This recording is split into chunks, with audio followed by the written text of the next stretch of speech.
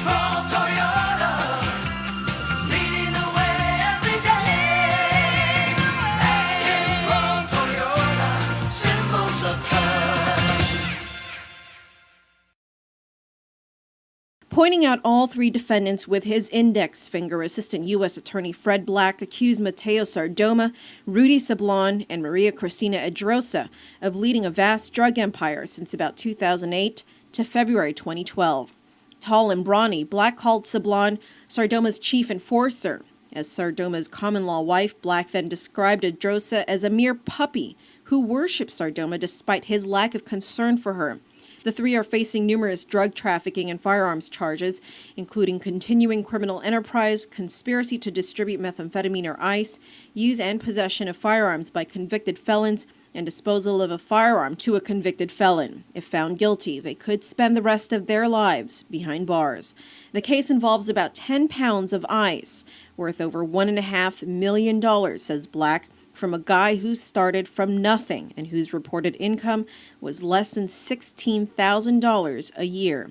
Quote, he put himself in a position like he was untouchable. That's the very essence of a kingpin, Black said in court, adding that he ran this drug empire like any kingpin would. He directed others in his group to strike deals with other drug dealers, and everything was dealt in cash. Drugs and cash were smuggled in and out of Guam through the mail. Hotel rooms and plane tickets, all booked through others, while he stayed hidden in the background.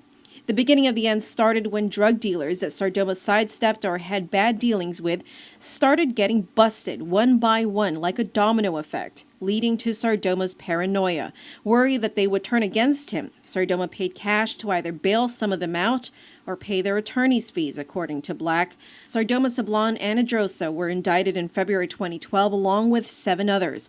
All 7, Christopher Mesa, Walter Duenas, Sylvia Mashburn Duenas, Eduardo Lake, Anthony Arrow Villanueva, Joseph Caballero, and Elizabeth F.L. Uggan, have made plea agreements with the federal government. All are expected to testify against the 3 remaining defendants. In addition to the 7 named in the indictment, 13 others who have been busted in the drug trade and have also made plea deals with the government are expected to testify as well. In his opening statements, however, defense attorney Louis Yanza, who represents Sablon, warned the 18-member jury to look at their testimony with extreme caution. The only people who will testify, he says, are the 20 convicted drug dealers. He points out, adding that some of these convicted felons face life in prison if they don't agree to testify against Sardoma and the others. Yanza does, however, allude to some guilt on the defendants' parts. They are no angels, he says, but they are not what Mr. Black describes them to be.